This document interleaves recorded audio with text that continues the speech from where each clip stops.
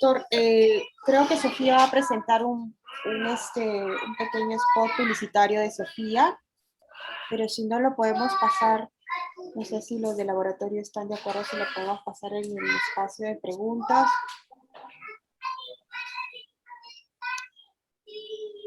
Buenas noches, doctorcita. El video lo pasamos ahora, ¿le parece? Ah, ya, perfecto, Sí. gracias. Sí. Es un video corto de Sofía. Sí, solo 90 segundos, ahora lo pasamos.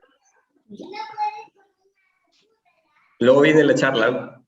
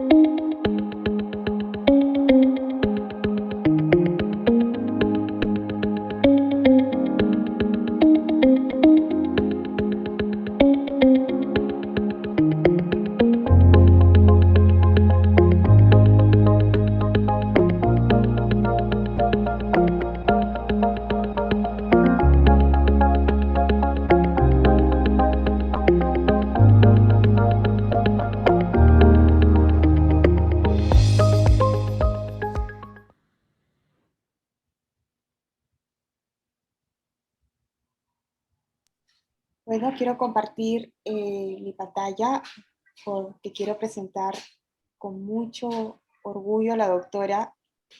Bueno, bienvenidos al curso anual de actualización en oftalmología de este año. Creo que abrimos con broche de oro. La doctora Vanessa, la doctora Vanessa Valderrama es súper especialista en retina y vitrio, egresada del Hospital de Especialidades de Ciudad de México, es súper especialista en uveitis del Hospital Fundación de Asistencia Privada Conde Valenciana de la Ciudad de México, es médico asistente del Departamento de Uvia del Instituto Nacional de Oftalmología, Dr. Francisco Contreras Campos, es oftalmóloga asistente de la Clínica Vista y es autora de varios artículos científicos y conferencista internacional en áreas de uvia y retina. En estos momentos nos va a presentar 10 tips en el manejo de la uveitis, auspiciado por el Laboratorio Sofía, y pido por favor a los asistentes si pueden apagar sus micrófonos y cualquier pregunta lo puedan hacer en el chat interno. Dejo de compartir mi pantalla. Perfecto. Gracias, doctora. Muchas gracias, Hanumi, por la presentación. Quiero agradecer a la Sociedad Peruana de Oftalmología Filial Norte por la invitación y sobre todo al doctor Jorge Pomatanta, que me hizo cordialmente la invitación y que ha hecho que esta charla sea posible. El día de hoy vamos a hablar sobre tips en el manejo de la uveitis, pero realmente ha sido un poco difícil porque el doctor Jorge me dijo 10 tips y he tratado de comprimir todos los consejos, las sugerencias que los puedo dar en estos 10 tips y en algunas otras sugerencias aparte que he podido seleccionar. Entonces, empecemos.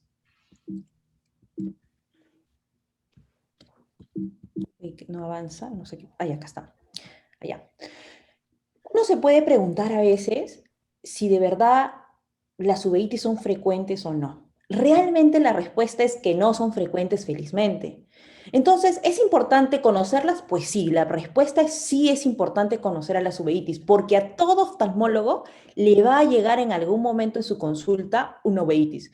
Una uveitis que puede ser no tan compleja como una uveitis anterior, pero puede llegarles una uveitis intermedio, posterior, que sí va a ser bastante compleja, tanto en el diagnóstico como en el tratamiento, pero sobre todo que va a generar complicaciones que puede acabar en la pérdida visual de nuestro paciente. En los países desarrollados es la tercera causa de ceguera evitable. Nosotros la podemos evitar. Produce el 22% de cegueras unilaterales y hasta el 15% de ceguera bilateral. Y lo peor de todo eso es de que generalmente ocurre en pacientes jóvenes, en edad donde su producción económica es muy, muy activa. Lo bueno de eso es que si nosotros hacemos un diagnóstico correcto y un manejo adecuado y oportuno, vamos a modificar toda la secuencia de enfermedad y podemos ayudar a nuestro paciente. En Estados Unidos se reporta un gasto aproximadamente de 240 millones anuales en estas uveitis. Tanto porque el paciente necesita ir al seguro continuamente, en gastar en medicamentos, porque el paciente deja de trabajar. Entonces es algo que preocupa mucho a los países desarrollados. ¿Qué pasa en países como el nuestro que estamos en vías de desarrollo?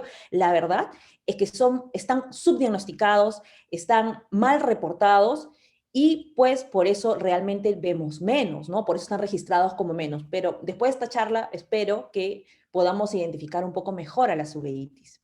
También tenemos que recordar que desgraciadamente de todas las uveitis hay un 10% y algunos reportes dicen que hasta 15% puede presentarse en niños. Entonces empecemos con las sugerencias o los tips que les puedo hablar sobre las uveitis. En primer lugar, quería hablarles de que todos los oftalmólogos tenemos que hablar el mismo idioma cuando nos referimos a las uveitis.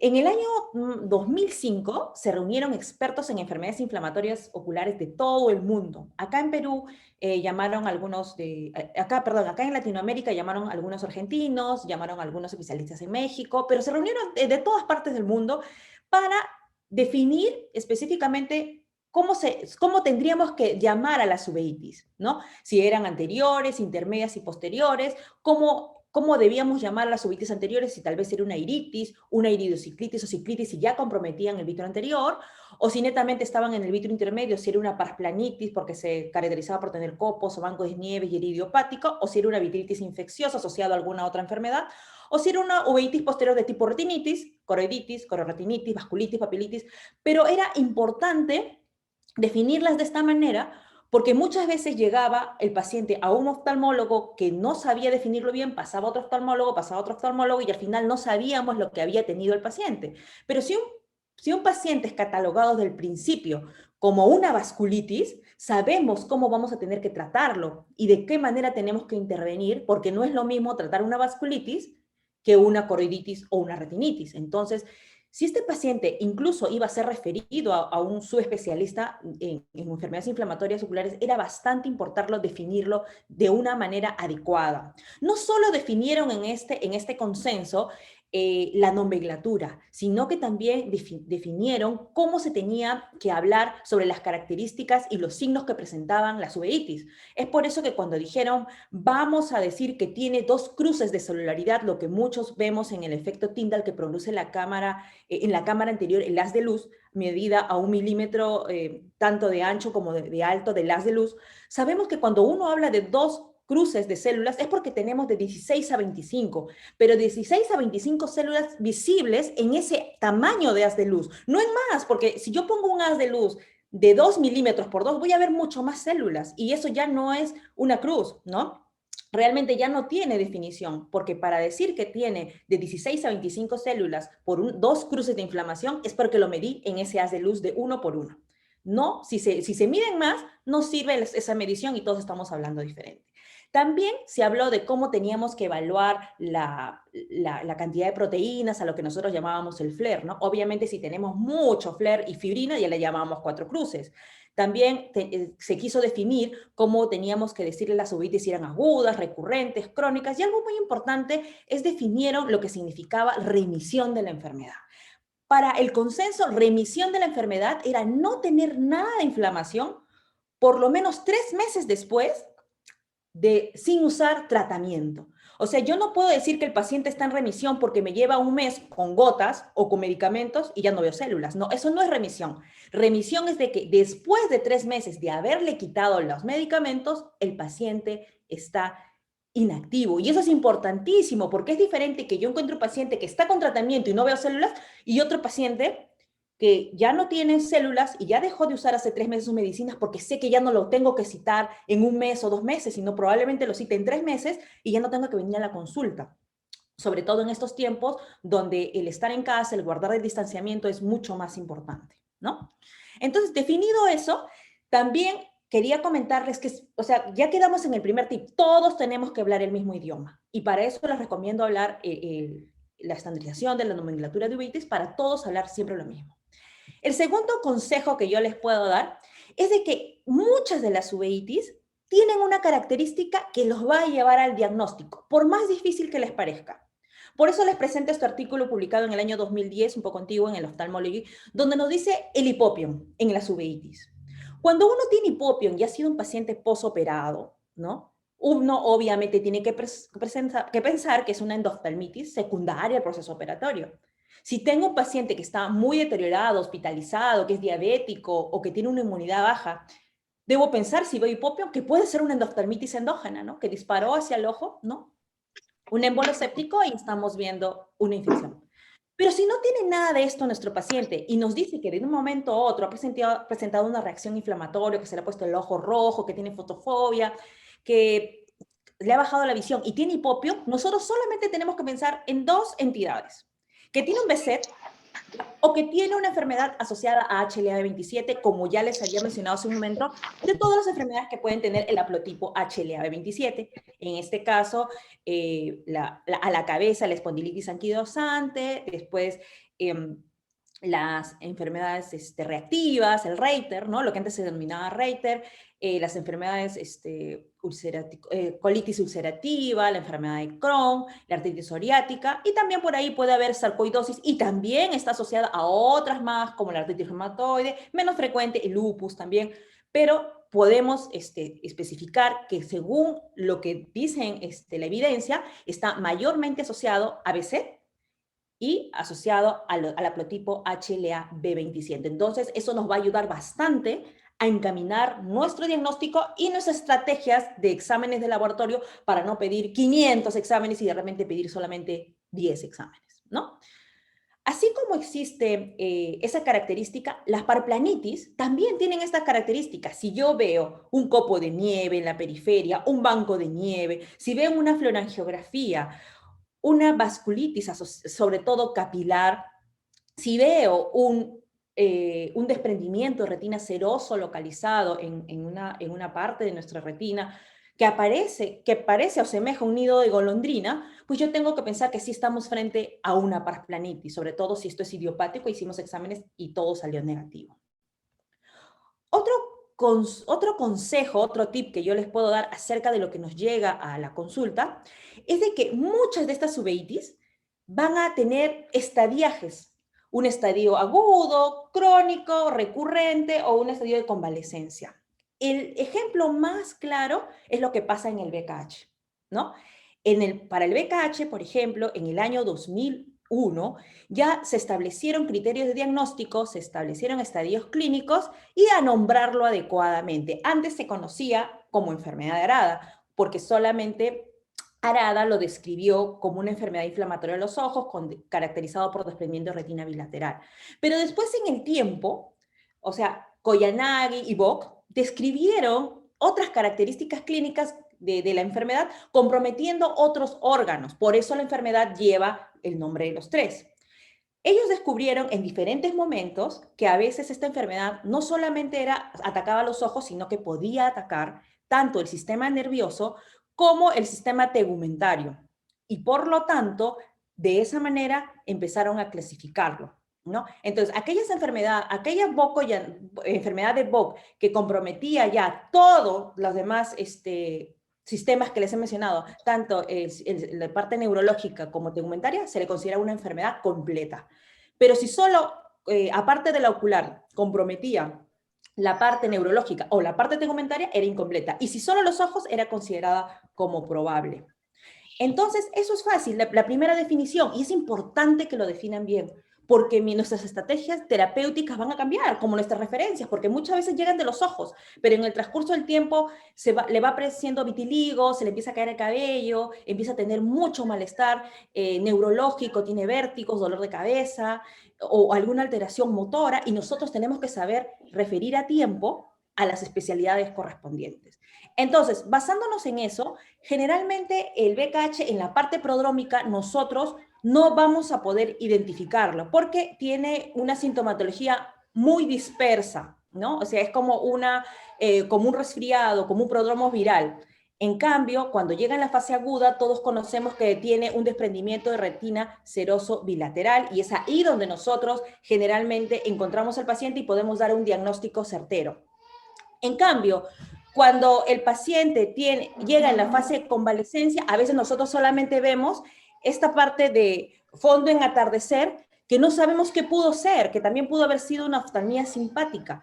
Entonces nosotros tenemos que estar entrenados en todas las fases de diferentes enfermedades como para poder ayudar a nuestros pacientes. También nos puede llegar en una fase recurrente de la enfermedad, donde el paciente solamente vemos signos de atrofia o de dispersión de pigmento. A veces solamente vemos esta signología de dispersión de pigmento y atrofia con un poco de celularidad. Recuerden que no estamos acostumbrados a ver estos estadiajes, porque el estadiaje en el que generalmente estamos acostumbrados a verlo es en el momento de diagnóstico, del momento de la fase aguda. Otro consejo que yo les puedo dar es de que tienen que tener en cuenta que un solo agente etiológico como la tuberculosis puede tener muchas formas de presentación de la enfermedad. Por ejemplo, las más características de esto es la tuberculosis y la sífilis. Por eso se consideran las grandes enmascaradoras, porque pueden presentarse desde una uveitis anterior, una escleritis, sea nodular, difusa o necrotizante, así como presentarse en la parte posterior y presentar un nódulo único, pueden presentar varios nódulos, pueden presentar una coroiditis tipo serpinginosa-like o puede presentar una coroiditis tipo multifocal. Otro consejo que yo les puedo dar, el consejo 5 o el tip 5, es de que muchas de estas uveitis también pueden ser el diagnóstico diferencial de otras enfermedades no necesariamente inflamatorias y se pueden confundir. Entonces, cuando yo veo clínicamente, muchas veces voy a poder ver un desprendimiento de retina seroso, puede ser incluso bilateral o unilateral. Recordemos que, por ejemplo, el BKH puede ser unilateral al principio y en el transcurso del tiempo compromete el otro ojo de manera asimétrica. Cuando yo lo veo clínicamente, a veces yo no lo puedo diferenciar. Felizmente, ahora existe la tomografía de coherencia óptica, la angiografía, que es de cajón, tenemos que pedirlo porque nos va a ayudar a diferenciar si es que tenemos algún diagnóstico, como explica este artículo publicado en la revista Retina en el año 2016, donde ellos acá, obviamente, con estas imágenes, uno obviamente dice y las ve y dice, pero acá veo que definitivamente hay diferencia. La primera foto corresponde a un BKH, la segunda foto corresponde a una coreopatía serosa multifocal y la tercera foto corresponde a una escleritis posterior. Cuando lo vemos así, obviamente se ve la diferencia, pero cuando lo vemos clínicamente no lo podemos definir muchas veces. Por lo tanto, este grupo de estudio definió que existían hasta 4 parámetros donde el valor predictivo positivo para enfermedad de BKH era bastante alto. De estos 4 que muestran mis flechas verdes, vieron que las membranas subretinianas que generaba el BKH, como ven en la imagen inferior, donde está la flecha roja, era una de las más características y llegabas a tener un valor predictivo positivo hasta el 97%. Pero lo que ellos también se dieron cuenta es que si juntabas por lo menos 2 de estos criterios en ambos ojos, podías llegar a tener un valor predictivo positivo hasta más de 100. Por lo tanto, a este le llamaron el signo duplex o el signo dual, que te ayudaba mucho a distinguir que estabas frente a un BKH definitivamente. Otro consejo que yo les puedo dar es que normalmente ustedes pueden pensar en las uveitis, más frecuente van a ser las uveitis anteriores, que no van a, que de repente en su práctica ven otras más, pero realmente la que más vemos acá en el Perú, ya, es la toxoplasmosis ocular. Ahora, quería hacer un punto aparte de esto, un punto aparte de lo que les acabo de decir, y es real, las uveitis anteriores se ven bastante frecuentemente, pero recordemos que solamente, en el mejor de los casos, vamos a llegar a tener un diagnóstico de las uveitis anteriores de manera etiológica hasta en un 60%. Va a haber un 40% de uveitis anteriores que no van a tener diagnóstico, y no van a tener diagnóstico etiológico por muchas razones. Uno, porque de repente no hemos preguntado antecedentes y no sabemos si el paciente es diabético o tiene alguna enfermedad metabólica, que también hoy en día se conoce que, por ejemplo, existe una uveitis asociada a hiperglicemia o un cambio metabólico de la glucosa, ¿no? A una subida y bajada rápida de la glucosa, y a veces no le preguntamos, o a veces el paciente incluso no sabe que tiene diabetes. También hay uveitis que van a estar asociadas a medicamentos, y realmente hay mucha gente que usa medicamentos para bajar de peso, medicamentos para el dolor, y que no preguntamos esos antecedentes y no llegamos al diagnóstico incluso después de pedir 1000 exámenes de laboratorio. Entonces hay que tener en cuenta. Por eso nosotros en el instituto, la doctora Campos en el año 2014 recopiló muchas historias clínicas para determinar cuál era la uveitis que más veíamos. Y en nuestro caso es la toxoplasmosis ocular, ¿no? Por lo menos a la que hemos encontrado asociación etiológica. Y como la toxoplasmosis ocular es la más frecuente, vale la pena que les presente algunos casos pequeños sobre toxoplasmosis ocular. Acá, por ejemplo, vemos una toxoplasmosis ocular muy típica, una forma cicatrizal de una corioretinitis neonatal, ¿no? De un paciente ya vino con esta toxoplasmosis congénita y que ve movimiento de manos.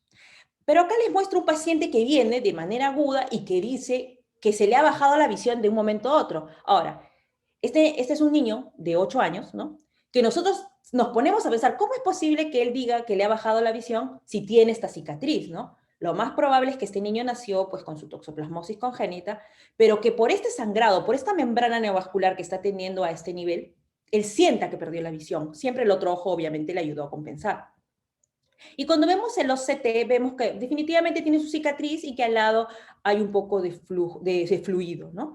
Acá en la angiografía, en las fases más tardías, ya vemos cómo hiperfluorece más, hay una fuga de colorante y vemos pues que sí hay una membrana neovascular activa. Entonces acá nos ponemos a pensar, ¿va a valer la pena ponerle una inyección intravítrea de antiangiogénicos a este paciente que de verdad tiene una lesión en la mácula?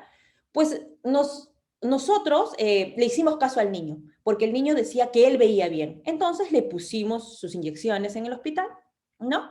2 inyecciones de bevacizumab, un tratamiento preventivo para toxoplasmosis ocular, y el paciente quedó así, ya sin sangrado, con su cicatriz nomás, y la visión mejoró a 20/200. Y en el OCT también se ve que ya no hay fluido, ¿no? Otro caso de toxoplasmosis, ya en un paciente un poco más joven, de 20 años, vemos esta lesión, ¿no? Una característica faro en la niebla con una lesión ahí de toxoplasmosis ocular. Pero cuando pedimos la angiografía vemos que no es típico, ¿no? Porque normalmente la lesión de toxoplasmosis ocular angiográficamente se ve hipofluorescente y nos llama esa lesión hiperfluorescente al lado de la lesión y que va hiperfluoreciendo con el paso de los días, con el paso, perdón, de la secuencia angiográfica. Y nosotros, como ya vemos esa membrana vascular, queremos confirmarla con el angio-CT que tenemos y vemos ese ovillo vascular en formación, ¿no? Al lado de la lesión de toxoplasma. Por lo tanto, damos tratamiento para ambas. Quisimos buscar en la literatura algo y en el año pasado, en el año 2020, publicaron este artículo sobre membranas neovasculares asociadas a toxoplasmosis, y ellos refieren que existen 3 tipos de membranas neovasculares asociadas a toxoplasmosis y las tenemos que tener en cuenta porque eso es algo diferente a lo que nosotros normalmente sabemos. Que existen membranas neovasculares en toxoplasmosis inactiva, como les presenté a mi primer paciente, que existen membranas neovasculares en toxoplasmosis activa y que pueden existir membranas neovasculares en una toxoplasmosis inactiva, como ven en la foto, pero lejos de esa lesión. ¿Por qué? No se sabe. No se sabe porque fácil es entender que al lado de una lesión o de una cicatriz por una alteración del complejo epitelio pigmentario membrana de Bruch haya una lesión o que aparezca una membrana vascular. Lo que no se sabe aquí, a ciencia cierta, es por qué puede aparecer en otra área lejana a la cicatriz que ya está aquí. Lo más probable es que haya alguna alteración en las coroides, ¿no? Lo más probable es eso, pero todavía está en estudio. Hablemos ahora del manejo en niños. Nosotros, siempre va a ser para nosotros un reto manejar niños, porque el niño no te va a decir, doctora, veo mal. Es bien difícil que te diga eso él o ella. No te va a decir, doctora, siento que me ha bajado la visión, como lo dice un adulto. La que normalmente va a darse cuenta generalmente de esto era la profesora, porque veía que el niño no hacía caso en el colegio, que no veía la pizarra. Ahora estamos viendo muchos niños en la emergencia, ya, con uveitis ya crónicas, con complicaciones de la uveitis. Y era porque las profesoras nos avisaban antes y la mamá se daba cuenta de lo que le decía la profesora y ahora sin las clases pues no se dan cuenta, ¿no? Ahora con el uso de las pantallas, la educación a distancia, probablemente esto se haya exacerbado o los niños estén presentando algún otro tipo de alteración o que confundan las uveitis, pero ya están llegando. Según la Sociedad Española de Oftalmología, según esta publicación, la uveitis más frecuente es la asociada a la artritis idiopática juvenil y sobre todo la monoarticular. Y este es un problema, porque como es monoarticular, el niño de repente le duele la rodillita, o de repente le duele el bracito, o el codo, o el tobillito, ¿no? Pero ¿a qué niño no le duele si paran jugando y se paran cayendo? ¿No? Entonces es un problema. Entonces eso no nos ayuda. No nos ayuda mucho. Entonces a nuestros colegas reumatólogos, ellos son los que cuando llegan los niños, ellos deben examinar y de alguna manera ellos deben entrenarse en presentarles una figura para que también puedan observar los ojos, ¿no? En esta publicación, la uveitis idiopática era de 21.5% y mucho ojo con esas uveitis idiopáticas, porque muchas veces la uveitis anterior o en general una uveitis o una escleritis puede ser el primer signo de la presencia de una enfermedad autoinmune que está por aparecer y que también está activa y que todavía no sabemos que existe. Entonces, se hizo un estudio retrospectivo de una serie de muchas uveitis idiopáticas en Francia y en Europa han hecho varios de esos estudios. Y se encontró que en el transcurso de 5 años de todas estas uveitis que no tenían causa aparente, empezaron a tener diagnóstico, o sea, podemos tener una uveitis incluso este año 2021 y aparece la enfermedad autoinmune en el año 2026. Entonces, mucho ojo con esos niños o con esas personas que hacen una uveitis anterior y que todavía no se le encuentra la causa. Hay que seguir investigando, hay que aprovechar si hacen recurrencias de la enfermedad, volverle a pedir toda la batería de análisis si tienen esas características especiales que ya les mencioné en artículos anteriores.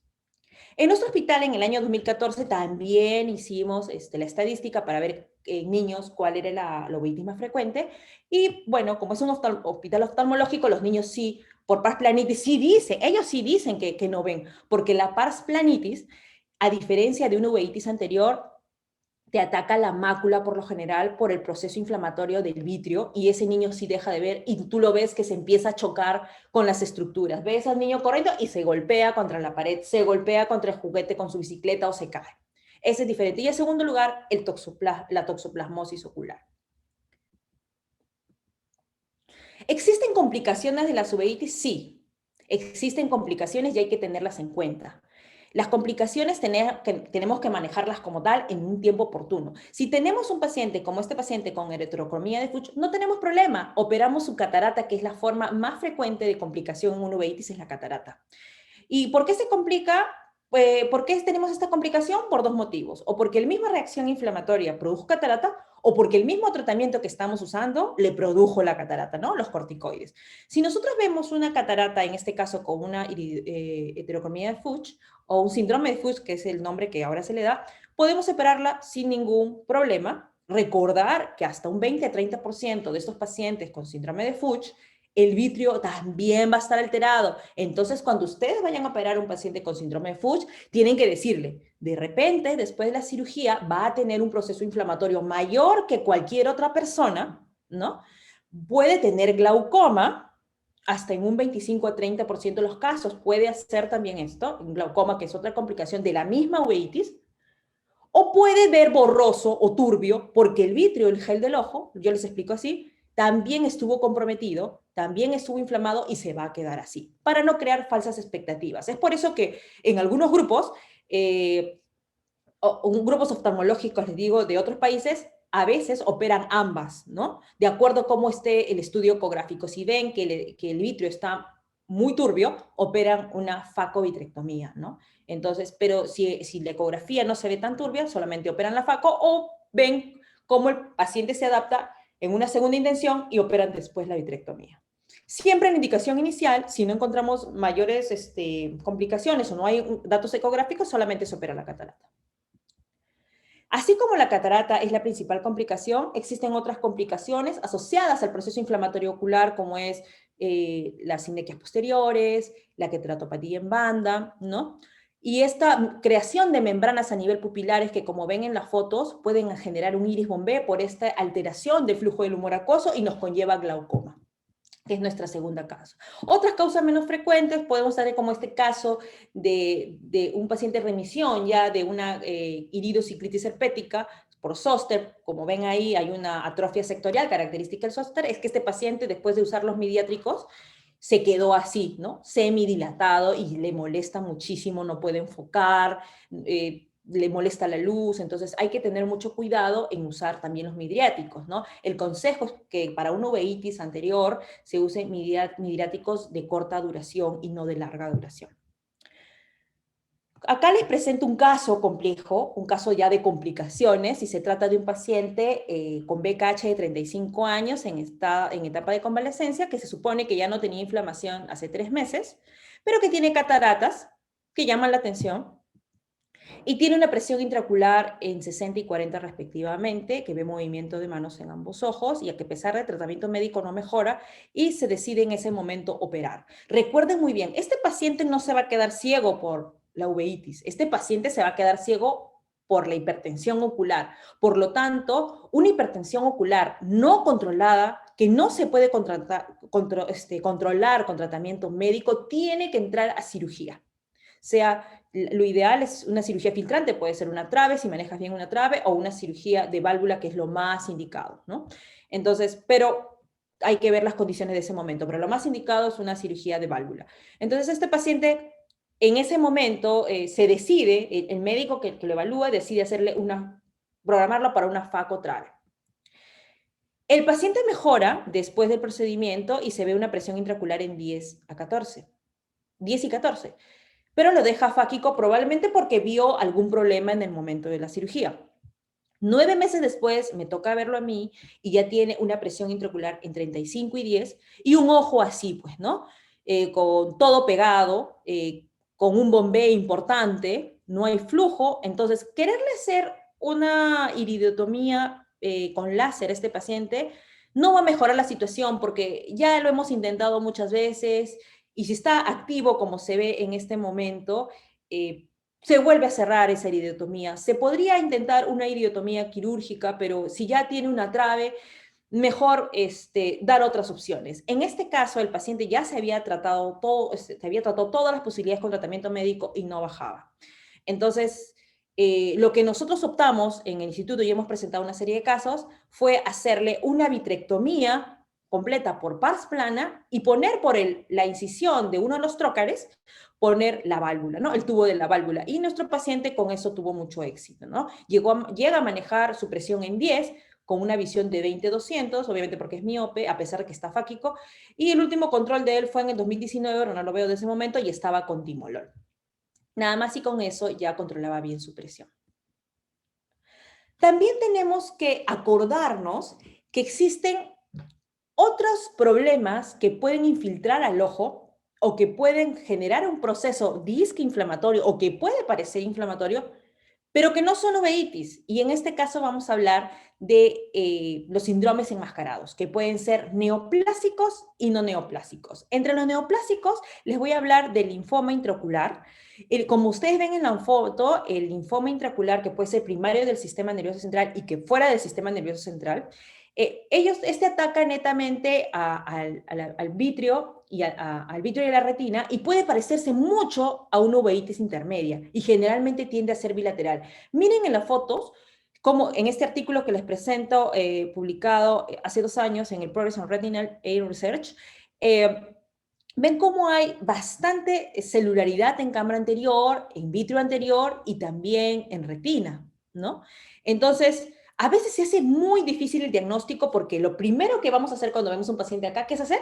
Hacemos lo que siempre hacemos, darle corticoides, ¿no? Que no está mal porque nos confunde, pero al dar corticoide a un paciente como este, hace que las células inflamatorias desaparezcan y por lo tanto a la hora que quiero tomarle muestra no van a salir positivas estas células especiales del linfoma, ¿no? A veces también cuando queremos hacer la vitrectomía, el mismo proceso de vitrectomía, ese flujo del vitrector, puede hacer que se rompan estas células y que ya no nos ayude, ¿no? A veces también mandamos mala muestra o poca cantidad de muestra, ¿no? Hay mucha sensibilidad, como les digo, a la destrucción en la vitrectomía, pero sobre todo a veces mandamos a un citólogo que no es entrenado en este tipo de patologías y a veces se puede demorar mucho tiempo. El promedio en que uno se demora en hacer el diagnóstico según las investigaciones es de 40 meses, ¿no? 40 meses que el paciente, que no, si no detectamos este linfoma en el ojo, se puede ir al sistema nervioso central o de repente ya tienen el sistema nervioso central y no lo hemos visto y ha sido parte es el punto de partida, ¿no?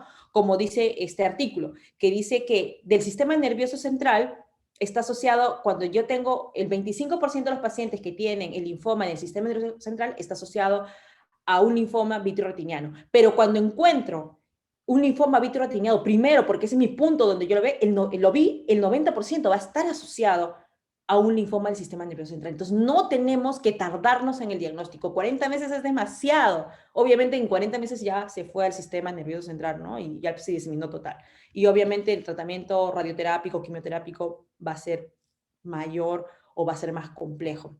Recordar que este tipo de linfomas representan el 4 o 6% de los linfomas extraganglionares. También, para una acotación pequeña, es que, por ejemplo, los pacientes que son diagnosticados de leucemia linfoide aguda, ya en estos niños que son diagnosticados con leucemia linfoma, hasta un 35% va a tener compromiso del ojo en el momento del diagnóstico de la leucemia. Entonces, también tenemos que ser acuciosos cuando de repente un colega nuestro nos pregunta, oye, tengo un niño con leucemia, mira, dice que ve mal, ¿no? Y nosotros tenemos que tratar de ver la posibilidad de examinar a ese niño para ver que no haya una infiltración al ojito que le pueda producir una obstrucción de vena central de retina, edema ocular y las complicaciones de estas infiltraciones, ¿no? Pero también, por otro lado, existen los no neoplásicos y son los que más vemos, ¿no? Y es a veces bastante interesante ver estos síndromes enmascarados no neoplásicos, porque tenemos que saber referirlos adecuadamente, ¿no? Entonces, por ejemplo, les presento este caso publicado en el American Journal el año pasado sobre un caso de un desprendimiento de retina que se presentó de esta manera. Y la verdad que lo vemos, son desprendimientos de retinas atípicos que generan mucha reacción inflamatoria ocular, pero vemos bastante pigmento también, tanto en cámara anterior como en cámara posterior, como en vitrio. Cuando me llega un paciente así, con un desprendimiento, con tanta reacción de pigmento, yo más pienso de que puede haber un desgarro y trato de buscarle a como dé lugar el desgarro, ¿no? Porque ya nos ha pasado y está descrito. Entonces, que no les llame la atención que ustedes le dicen al médico a que ustedes quieran referir, ¿no? A este paciente, mira, me parece que es un desprendimiento de retina y a pesar que tenga mucha reacción inflamatoria, a mí no me parece que sea algo inflamatorio. Traten de buscarle siempre el desgarro. Y si no lo encuentran, pregúntenle o que otro retinólogo también trate de buscar, con los criterios que ya sabemos de buscar desgarros, tratar de buscar el desgarro, porque ahí está, ¿no? Entonces, miren como en este caso, que pensaron que era un proceso inflamatorio, pero después, en la misma vitrectomía, encontraron el desgarro, ¿no? Entonces, son cierta cantidad de desprendimientos de retinas que son considerados atípicos, ¿ya? Pero siempre va a haber luces que nos ayuden a ver que no es inflamatorio. Estos pueden tener a veces PBR, a veces pueden tener hipotonía o pueden estar asociados a un desprendimiento coroideo también. Se caracteriza por tener mucha inflamación, hasta sinequias posteriores. Y en algunos casos, por una liberación de los segmentos externos e internos de los fotorreceptores, vamos a tener un aumento de la presión intraocular porque estos segmentos externos se atrapan en la malla trabecular y generan esta hipertensión ocular. Otro síndrome enmascarado que quiero que les quede bien grabado es el síndrome enmascarado, que es el síndrome de dispersión pigmentaria, porque sí lo vemos con relativa frecuencia. Este síndrome de dispersión pigmentaria, como todos conocemos, se da porque el iris está insertado un poco más posterior, por lo tanto, genera una concavidad y esa concavidad hace que el flujo del humor acuoso roce constantemente con el cristalino, ¿no? Y esto se va a depositar en la córnea, en el trabéculo, y podemos ver incluso un uso de Krukenberg en la córnea. Esto nos va a ayudar bastante. Pero cuando da la sintomatología, que da igual que una uveitis porque se caracteriza por ojo rojo en la etapa aguda, dolor, fotofobia y visión borrosa, uno a veces no puede diferenciarlo de la uveitis. Hay algunas técnicas que nos pueden ayudar, por ejemplo, hacer una transiluminación y ver que este paciente, como son generalmente crónicos, y la mayoría de veces son asintomáticos, pero va a llegar un momento que sí va a tener toda esa sintomatología, cuando libere mucho más. Y esta liberación mucho más se da generalmente cuando hacen actividad física intensa. Entonces, que no les llame la atención que venga un atleta, un deportista que se corrió un 40K y le diga, doctor, después de la 40K, ¿no? De los 40 kilómetros que me corrí, ahora veo borroso, siento inflamado mi ojo y tú piensas, bueno, está expuesto al sol y lo ves y tiene bastante pigmento. Pero cuando haces la agonio ves ese pigmento también atrapado en la malla trabecular o ves, así como muestra este haz de hendidura, ves que en el borde del iris se está generando una concavidad, que es lo que nos caracteriza esta inserción anormal o esa inserción anómala en el síndrome pigmentario, ¿no? Se dice que no hay diferencia entre ambos sexos en cuanto a la presentación, pero lo que sí se ha visto es que en aquellos que son hombres tienen más riesgo de glaucoma pigmentario, o sea, de que este inicio, esta hipertensión no sea solamente momentánea, sino se convierta en crónica y hagan glaucoma pigmentario. Más riesgo en hombres que en mujeres, ¿no? Y como les vuelvo a repetir, a veces tiene toda la sintomatología de una uveitis anterior. Veo con relativa frecuencia estos casos y muchas veces los datos que nos dice el paciente de que ha corrido, de que es miope, que a veces ha sentido molestias en el ojo, pero esta vez es más, ¿no? Que es a veces hombre, porque a los hombres les genera, ¿cómo se llama? La presión más alta. Me hacen pensar que estamos frente a un síndrome pigmentario y ya con la gonioscopía hacemos el descarte y la confirmación, ¿no? Como ven acá, en este corte hendidura, vemos el pigmento en la córnea. Hay otro síndrome pigmentario postquirúrgico, no anatómico, sino postquirúrgico, y está dado generalmente por una mala colocación de lente. ¿Qué oftalmólogo no opera una catarata? Todos hemos operado, ¿no es cierto? Una catarata, y a veces se nos ha complicado también y hemos puesto un lente, a veces no se nos ha complicado y hemos puesto un lente que no hemos rotado, ¿no? Que no hemos rotado bien, a veces una parte está en saco, a veces una parte está en surco, y genera un roce con el iris que se vuelve crónico y genera liberación de pigmento constantemente.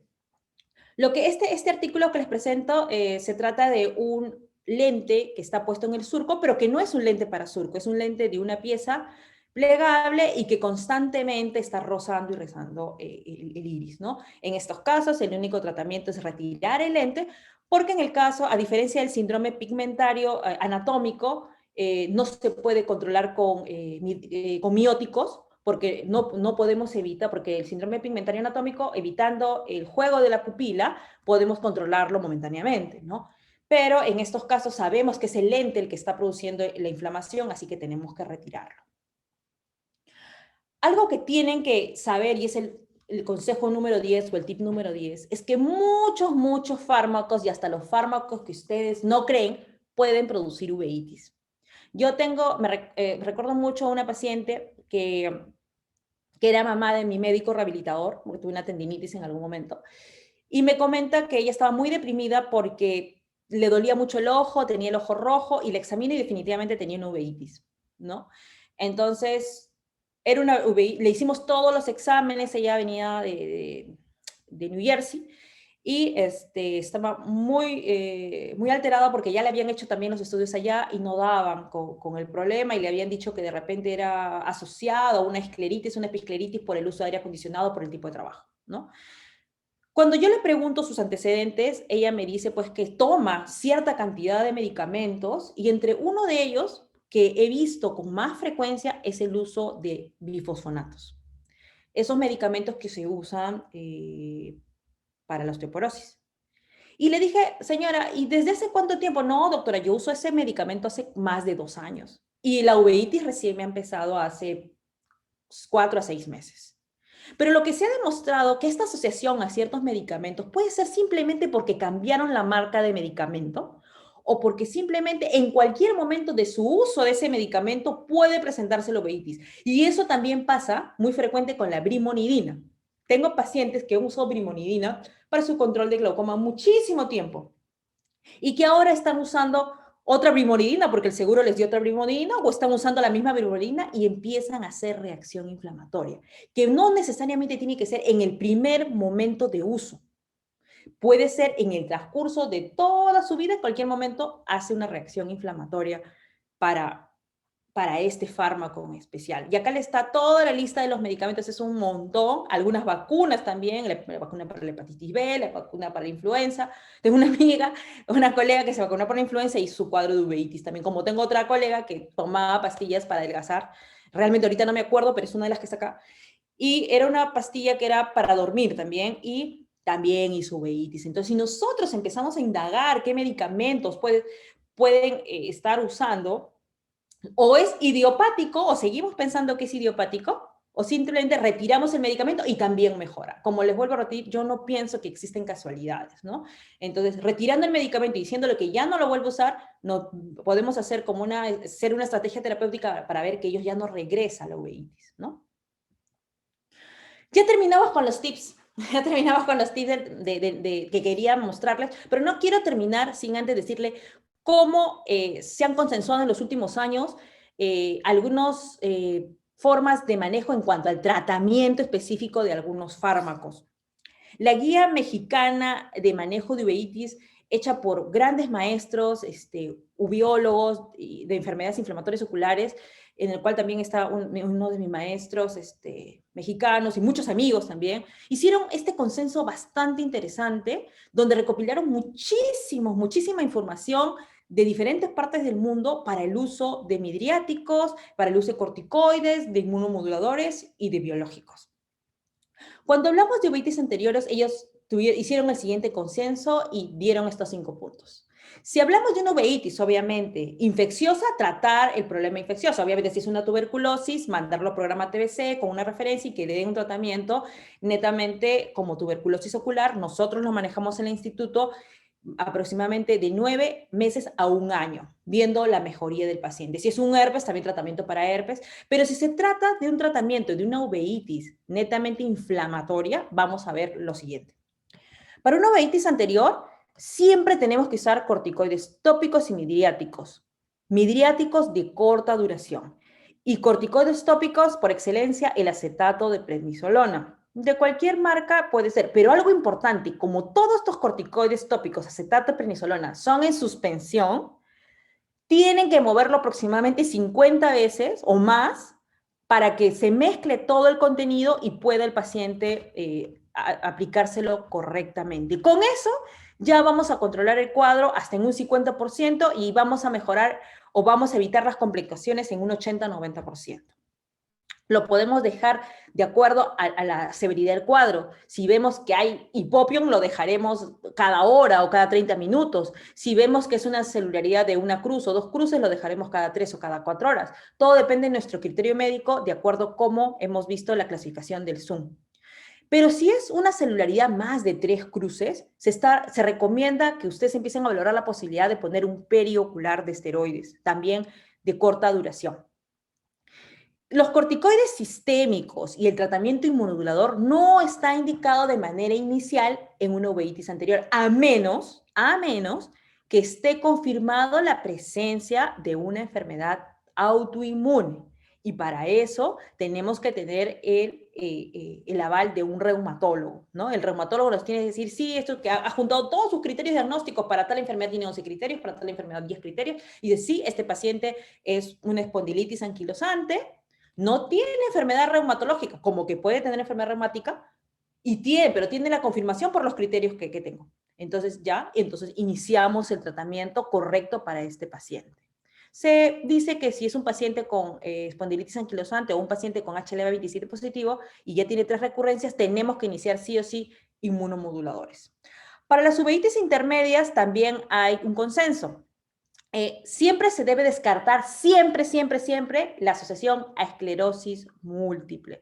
¿Por qué? Porque si no se descarta, el paciente se va a ir deteriorando y este paciente va a necesitar un tratamiento específico para la esclerosis múltiple, porque si no, tampoco el proceso inflamatorio va a mejorar, sino que solamente vamos a calmar el incendio momentáneamente o vamos a dar, como se dice, calmantes y no tratar la enfermedad a fondo. Si es una uveitis intermedia unilateral, el tratamiento inicial no son las gotas, el tratamiento inicial son los perioculares. Si quieren darle gotas o un AINE, lo pueden dar, pero el tratamiento inicial es un corticoide en forma de periocular. Y si es bilateral, ya tienen que iniciar con tratamientos sistémicos, siempre desfocalizando al paciente, siempre pidiéndole su glucosa, siempre pidiendo el hemograma, porque tienen que saber cómo está iniciando el paciente. Si hay mala respuesta a los perioculares, se considera que una mala respuesta es después de 3 inyecciones, y también hay una mala respuesta a los corticoides sistémicos, tienen que usar sí o sí inmunoterápicos o inmunomoduladores. Para los que van a requerir corticoides sistémicos, obviamente siempre tienen que usar un inmunomodulador porque nos va a ayudar a ahorrar corticoides o también empezar en la terapia biológica. Para las uveitis posteriores, siempre de arranque el inicio es con corticoides sistémicos. Acá, por ejemplo, vemos la foto de una vasculitis en un paciente varón que cumple los criterios para enfermedad ABZ. El paciente tiene que iniciar con corticoides sistémicos, desfocalizarlo y ya iniciar su tratamiento inmunomodulador. Los periculares le pueden ayudar si hay una reacción inflamatoria intensa, pero no puede pensarse que va a ser el único tratamiento que va a recibir. Si es bilateral, de frente, el paciente tiene que entrar a un corticoide sistémico y a un inmunoterápico. Y si hay complicaciones a pesar de esto, como edema macular o hay recurrencias, se tiene que utilizar inyecciones intravítreas de corticoides. Para una panuveitis se tiene que usar todo, ¿no? Corticoides locales, tópicos y sistémicos. Si es una panuveitis muy aparatosa, con mucha reacción inflamatoria, como la enfermedad de Bocoya-Naguerada, que generalmente se puede presentar con un desprendimiento de retina bastante abolsado, nosotros usamos de primera intención bolos o pulsos de metilprednisolona para ayudar a bajar rápidamente la inflamación, para evitar las secuelas que pueda dejar, ¿no? Y también dentro de esta arma terapéutica de inicio tenemos que ir empezando y agregando inmunomoduladores. Y eso es todo lo que les quería decir. Acá les presento a mis ahijados de este año. Me ha tocado ser madrina de residentes y acá están algunos nomás. Y ya después me tomaré foto con los demás. Y eso es todo. Muchas gracias. Muchísimas gracias, doctora Valderrama. Excelente presentación. Doctora, una pregunta. Por ejemplo, en los pacientes que después de una uveitis presentan cataratas, ¿no? ¿Cuánto tiempo usted recomienda esperar para poder hacer un procedimiento quirúrgico? ¿Cuánto tiempo tiene que estar frío el caso como para poder hacer algún procedimiento quirúrgico o algún abordaje? La recomendación es después de 3 meses de la remisión, o sea, 3 meses sin tratamiento y que no haya tenido, y que ya no tenga celularidad, ¿no? 3 meses es el parámetro teórico, ¿no? Si estamos frente a un paciente que ha tenido toxoplasmosis ocular a recurrente, se considera, o que tiene pérdida visual, o que tiene riesgo de pérdida visual porque tiene una lesión muy cercana a la mácula, nosotros también, según las guías, entramos con tratamiento profiláctico con Bactrim, interdiario, para evitar una reactivación postquirúrgica que también la vemos con relativa frecuencia, ¿no? También, si es un paciente, por ejemplo, con herpes ocular, también entramos con tratamiento preventivo por lo menos 2 o 3 semanas antes. Muchas veces nuestros pacientes que tienen herpes ocular y ya tienen una segunda recurrencia, nosotros hacemos 2 cosas. Le decimos al paciente que es necesario que tenga un tratamiento preventivo por lo menos 6 meses a 1 año, porque las recurrencias son mucho más frecuentes en el primer año, y la segunda opción es que se vacune para herpes, ¿no? Para que no le vuelva a ocurrir lo mismo. El manejo antiinflamatorio después de la cirugía de catarata considera la colocación subtenoniana de corticoides, porque son muy aparatosos estos cuadros inflamatorios que presentan estos pacientes.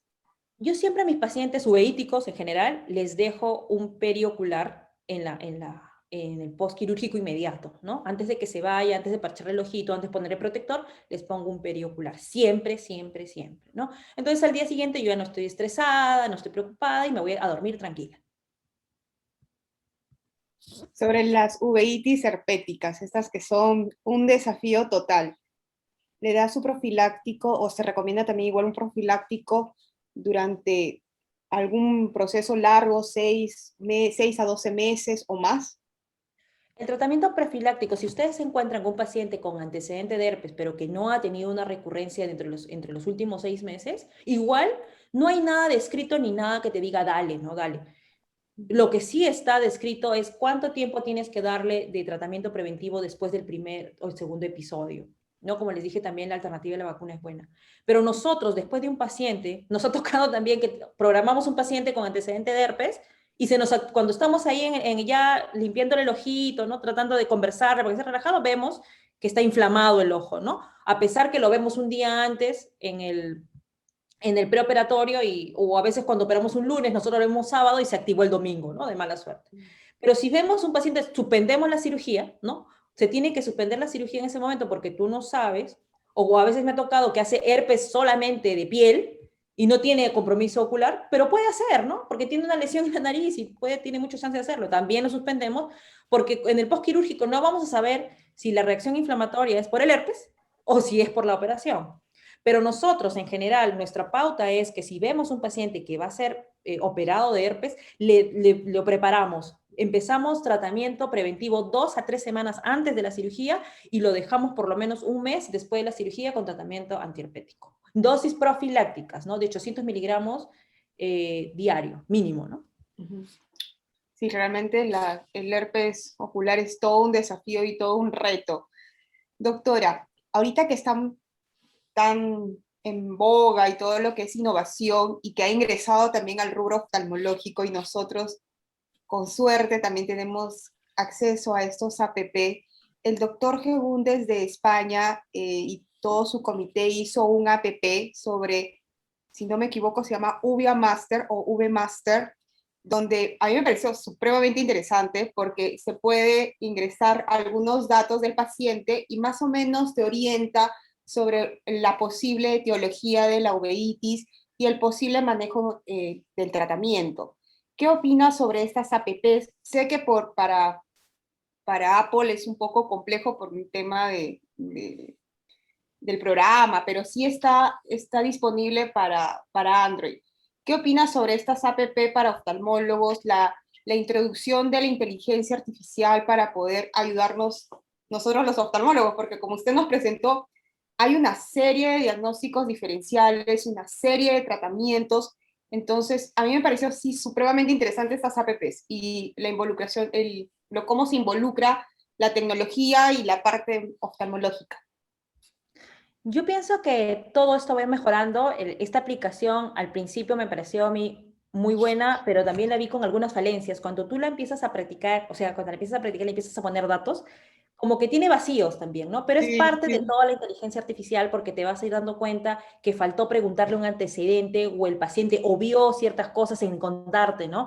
Pero te ayuda bastante. Te ayuda sobre todo a ser más rápido, ¿no? Más rápido o a tener una perspectiva más amplia. A mí en general, todo lo que sea tecnología y todo lo que sea aplicaciones para que te puedan ayudar a un acercamiento me parecen fenomenales, me parecen excelentes, ¿no? No hay que quitarle el mérito, no hay que decir que no sirven, me parece totalmente ilógico, porque sí he escuchado comentarios de que no sirve, de que le falta tal cosa, ¿no? Pero creo que son aplicaciones que van a estar siempre en evolución, que cada mes o cada 6 meses las van a tener que ir modificando, porque uno cada vez que crea un programa pasa esto, ¿no? Le falta una cosita más, decir que sí, que no, o no sé, entonces eso también te va a crear un rango, ¿no? De predictibilidad. A mí me parece excelente esa, sobre todo para cualquier oftalmólogo en general, hasta para un especialista en uvia, porque nunca vas a terminar de conocer toda la oftalmología, y si tienes de repente una duda en de que puede ser un Birchow o puede ser, o sea, inmunológico o que pueda ser una perdigonada por tuberculosis, solamente poniendo ahí, bueno, pero tiene antecedente, ¿no?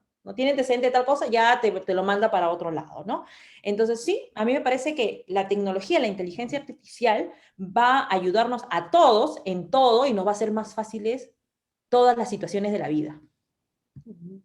Sí, a mí también me pareció súper interesante, ¿no?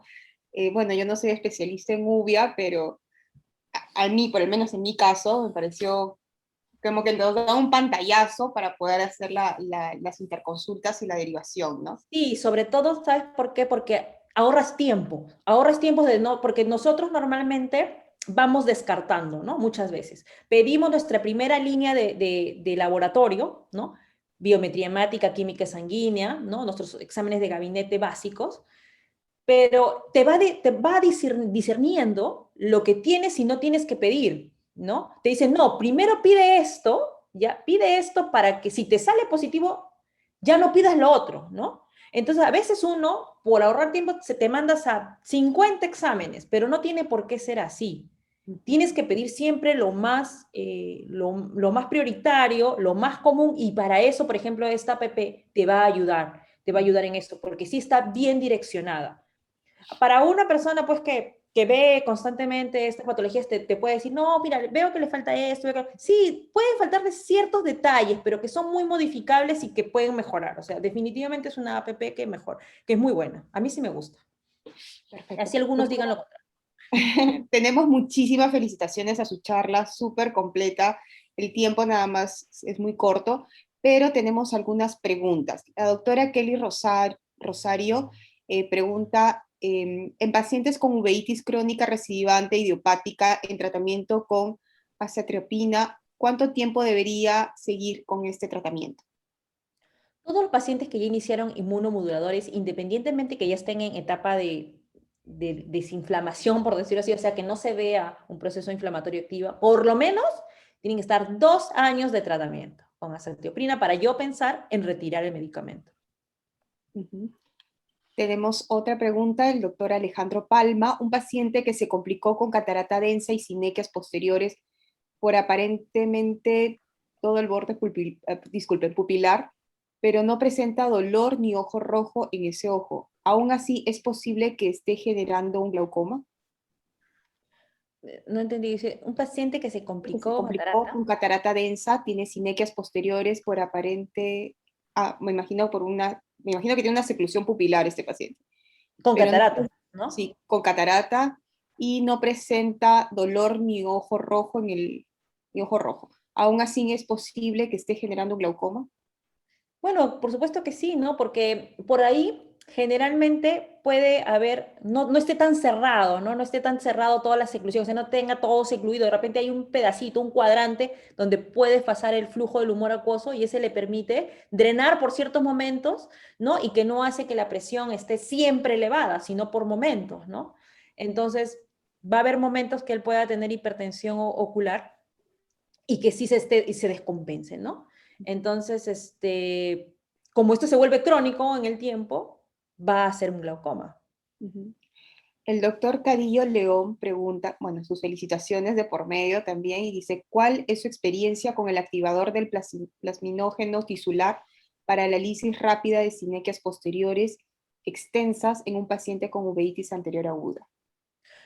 Se usa mucho para este tipo de pacientes con este ajuste uveitis anterior que tiene bastante fibrina y va a ir bien, va a romper, ¿no? Va a romper porque justamente para eso sirve. Nosotros como estamos en un hospital que no es un hospital general, no lo usamos mucho solo en la práctica privada si es que nos llega el paciente. Los reportes son muy buenos, ¿no? Generalmente este activador de plasminógeno pues lo van a usar en salas, o sea, en salas de cardiología, donde van a necesitar disolver un trombo, ¿no?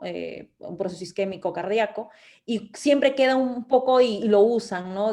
Para poder tratar este tipo de uveitis específicamente, pero los reportes y las experiencias de algunos colegas que constantemente lo utilizan son muy buenos.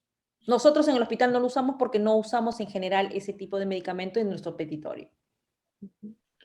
El doctor Joseph Berrospi pregunta si con su experiencia profesional en la uveitis ¿hay alguna frecuencia mayor en alguna región del país, costa, sierra o selva? Pregunta el doctor Berrospi. Mm, Mire, la verdad, los pacientes que nosotros vemos en el hospital, la mayoría son de la sierra. Ujú. Y no específicamente, no, me equivoco en decir en la sierra, son de lugares más alejados, con menos acceso al sistema hospitalario. Eso es lo que nos corresponde. Ahora, ese punto lo manejaría con pinzas porque nosotros en el instituto pues somos un centro de referencia y recuerden que los pacientes antes de llegar a nosotros van a pasar por una posta, por un hospital nivel 1, 2, 3 y ya después llegan con nosotros, ¿no? Las principales complicaciones llegan de los lugares desgraciadamente más alejados porque probablemente no tuvieron acceso al sistema o no tuvieron un diagnóstico adecuado, un diagnóstico oportuno porque no encontraron un biólogo de repente que los pudo ver a tiempo y vemos pues de los lugares más alejados, que solamente los conozco cuando he ido de viaje, ¿no? Por comunitaria a operar, desgraciadamente por, no, por cataratas en el momento que era residente, no he tenido la oportunidad de ir en otro momento, pero son desgraciadamente esos lugares, y digo desgraciadamente porque esas personas no tienen acceso al sistema y van a llegar complicados, ¿no? Exactamente. Doctora, el doctor Ramiro Rojas, ¿algún comentario sobre necrosis retinal aguda en supuestas toxoplasmosis? La necrosis retiniana aguda desde el año 1994 ya tiene criterios específicos de diagnóstico y nosotros tenemos que tenerla siempre en cuenta, ¿no? Una lesión focal o de 2 focos o 3 focos que es confluyente, que va avanzando en la retina periférica por falta de tratamiento asociada a una vitritis, es siempre una necrosis retiniana aguda, asociada a vasculitis oclusiva, a una vasculopatía oclusiva. Pero ¿qué pasa con esta necrosis retiniana aguda? Al principio no llegan a tener todos los criterios juntos, o sea, nos va a llegar de repente con uno o dos criterios de los 5 que tiene. Pero nosotros ya tenemos que irlo pensando, porque cuando se presenta solo como un único foco, como dice el doctor Ramiro, nosotros podemos pensar que es una toxoplasmosis porque es la retinitis más frecuente aquí a nivel mundial. Cuando yo tengo una duda que es un toxoplasma o es una necrosis retiniana aguda, tengo que dar tratamiento para los dos porque no va a pasar nada. Lo que va a pasar es que si me equivoco, ¿no? Si me equivoco y doy para uno y no doy para el otro. Entonces, el darle tratamiento para ambos va a hacer que yo tenga tiempo en pedir los exámenes de PCR, sacarle el líquido del humor acuoso a la posible necrosis retiniana y mandarlo y que salga en 3 o 4 días el resultado.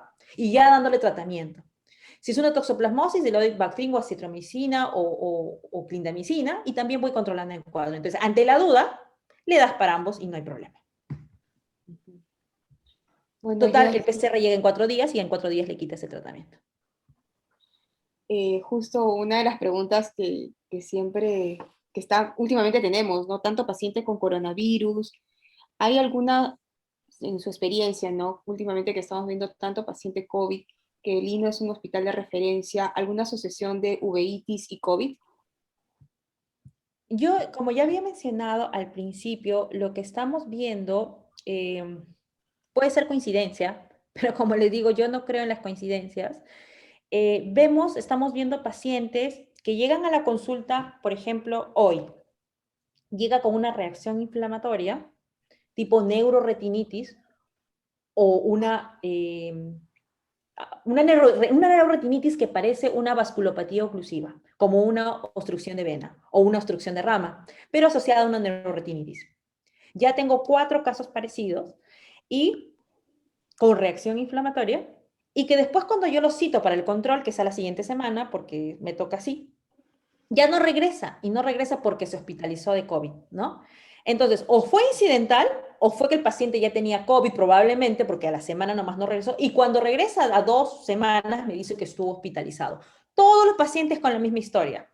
Neuroretinitis, con celularidad, un dolor ocular como si fuera una neuritis, ¿ya? Y que no se aparecen a la consulta que los había citado, porque ¿qué pasa? ¿Por qué me doy cuenta? Porque todos los pacientes que yo cité ya los tengo, y las historias ya las tengo en mi escritorio el día que me toca. Y cuando no van, tengo que poner no se presentó. Entonces, siempre es la misma historia. No se presenta el paciente porque se fue a hospitalizar. ¿Qué quiere decir esto? Que es un grado, que el afectarle el ojo con este cuadro es un criterio de severidad que lo va a llevar a hospitalización, pues quién sabe. Hay muchas cosas todavía por descubrir, pero ya por lo menos esto que estamos viendo se tiene que reportar, ¿no? Algunos los podré reportar porque tiene todo completo, las fotos que le pedí, y algunos no porque se tuvieron que hospitalizar, ¿no? Acá el doctor Edson, me imagino que es el nombre, si ya inicié el tratamiento sistémico en una neuroretinitis aguda unos días antes, me alterará el PCR del humor acuoso, y felicitaciones por la charla maestra. Bueno, tienes menos chance de que te salga negativa la prueba, pero igual tienes que hacerla. Porque la sensibilidad de la prueba para un PCR, para detectar un herpes, es hasta el 95%, o sea, es súper sensible. Y recuerda que un PCR es que va a detectar el ADN, así esté muerto el virus. Así lo que a ti no te importa es que estés matando el virus, sino que el virus esté presente vivo o muerto. Así que tienes que hacerle, porque lo más probable es que te salga positivo. Así esté muerto. Tú sigue con tu tratamiento. Edson. Edson me llamó hoy para preguntar, o ayer me llamó por un paciente y conversamos de, si es Edson, ¿no? Sí, Edson García, que me llamó para preguntarme sobre el tratamiento.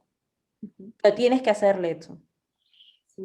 ¿Por qué? Porque es diferente tener herpes 1 de herpes zóster. El herpes zóster es más agresivo y tienes que subir tu dosis a 15 miligramos. O sea, ante la duda, inicia con 15 miligramos por kilo de peso dosis, no diario, dosis.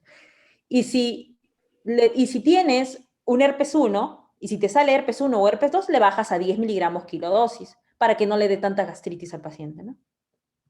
Claro. Súper interesante, doctora, su charla.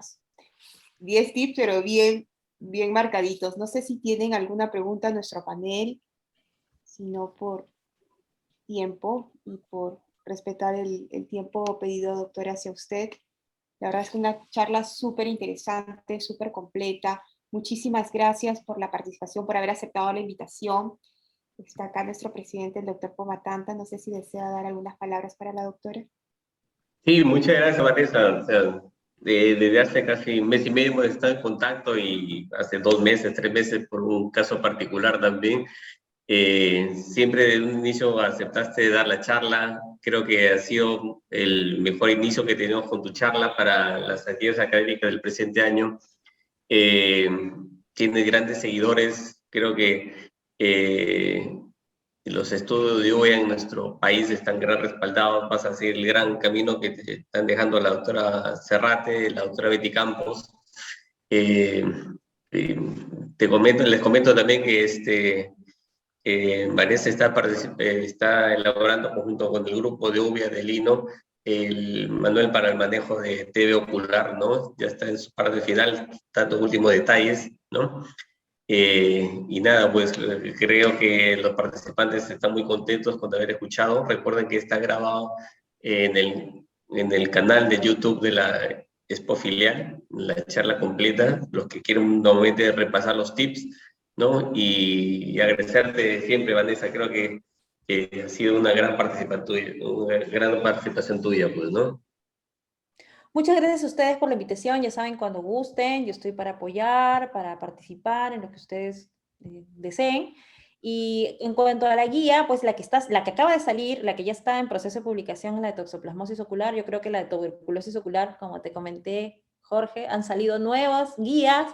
El COATS se renueva, están renovando, los investigadores están renovando por la pandemia, creo que están sacando muchos artículos y no permiten que terminamos nuestro propio guía, entonces creo que todavía va a demorar, pero ahí seguimos dándole.